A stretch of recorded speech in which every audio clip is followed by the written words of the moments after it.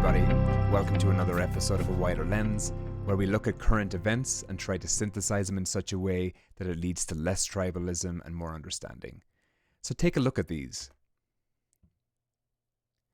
What if I were to tell you that one of these was computer generated? Would you be able to tell which one?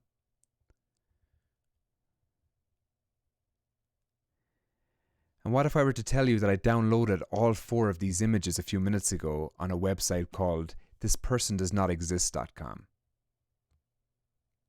I did. Look at how real these are.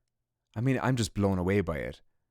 If I hadn't downloaded these, I am certain I would have been fooled by all 4 of them. Look at the dimples, the wrinkles, the makeup, the hair, the intonation on the skin. It is extraordinary. So last night I listened to an episode, Sam Harris's most recent podcast called The Information Apocalypse. He's interviewing somebody called Nina Schick, and Nina's an expert in artificial technology, and honestly I was just amazed by what they were going into. I had never really thought about it. I'd heard about deep fakes probably like most people for quite a while now, but I'd never thought about the implications to the extent to which it's going to change the media and political landscape very, very soon. It's really going to have an extraordinary effect on things. So it just got me thinking a lot of the day about this and what's going to happen. So in 2016, Donald Trump coined the phrase, or I'm not sure if he coined the phrase or he just stole it from somebody else, but he really popularized the phrase fake news. And it really seems like he had his hands on the pulse of something there, because so many people already were losing confidence in mainstream media.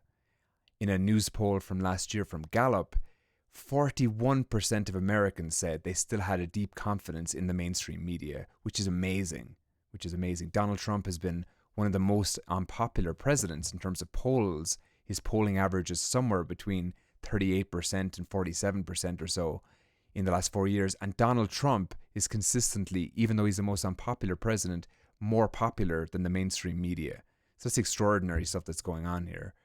So that level of people have lost confidence in the mainstream media. Now, when people refer to fake news, I think they're referring to a couple of different things, just to mention that first. Firstly, there's obviously fake news. There's news that's completely fake, that's fabricated. But I think from a spiral dynamics perspective, it's a little bit different. Again, spiral dynamics is an evolutionary lens of looking at human development. And it's a way of looking that as people work through different stages of development, they move through different stages of development, if the conditions are right, we tend to have different value systems as we're in these different stages. So maybe a channel like Fox News would represent a more blue, traditional, conformist perspective. Maybe a CNN would represent more an orange, rational, modern, scientific view. Maybe something like the Young Turks or Democracy Now! Would be a more green, empathetic, progressive, eco-conscious news. So if we're at a blue stage of development, for example, and we watch something like a green news channel like Democracy Now!, it's very easy how you could see how somebody would interpret that as fake news, because they're not accenting this green channel. They're not accenting the same value set system as them. They're either omitting certain information because it doesn't suit their narrative, or they're just seeing things differently. So I think that's what a lot of people also consider to be fake news as well. But really what's coming down the line with this stuff is extraordinary and on a whole different magnitude than what I was just speaking about. So people already around the world have lost a massive confidence. Maybe they always have done. They have such political fatigue. People don't trust politicians. I've said already in that statistics. They have such a low faith and trust in politicians, in media already. Can you imagine the possibility of what's coming down the line when the human mind is no longer able to interpret or tell the difference between a fake and something real? This is coming, and it is coming soon. Maybe it's coming in 2 years, 4 years, 8 years. But if it's not coming in the next election cycle, it is almost certainly coming in the next one. So I've just been spending the day really considering this. What kind of an impact is it going to have on people and on the confidence of people to really understand what's happening? Is it going to make people totally withdraw from the political process altogether in a sense of cynicism? Is it going to... I don't know. I really don't know. I'm really curious to see what happens with this. So where are people going to be in the next election cycle, or as I said, definitely the one after that, when we can no longer tell the difference, when only a very tiny percentage of people who are highly trained to notice the difference will be able to do so, and maybe even a lot of them won't be able to, the technology will get so good. In my opinion, the only place it's going to leave us is with our felt sense, with our own intuition, and for that to become more and more important to us, where we're able to tune into the body in such a way, we're able to feel our way through.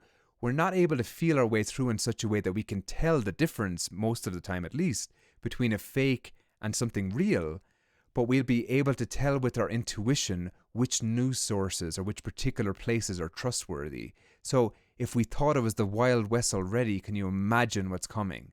It's going to be absolutely crazy, where the only places we're going to trust information are those that we already find very trustworthy. Perhaps somebody finds a particular mainstream channel trustworthy, and that's what they trust. Or perhaps they trust a particular politician. But honestly, given the cynicism for politicians already, if you even think of your favorite politicians, how many of those campaigns you think, if they had the ability to doctor videos 100% comprehensively that nobody would be able to tell the difference, how many of those you think wouldn't take that opportunity? Whether you're on the left or the right, I'd say you'd have to agree with me that most of them, even if the people at the very top have very high ethics, their campaign manager, their staff, sooner or later these things would start to leak out. They change a few words here, they change a few words there at a certain campaign speech or whatever. This is going to be absolutely crazy. So I think at the end of the day, all we're going to be left with is our intuition, to stay with that, to trust certain news sources. But this is going to change everything radically, and it's just worth some consideration. So I'd be really curious to see what you think. Leave a comment below and let me know what you think.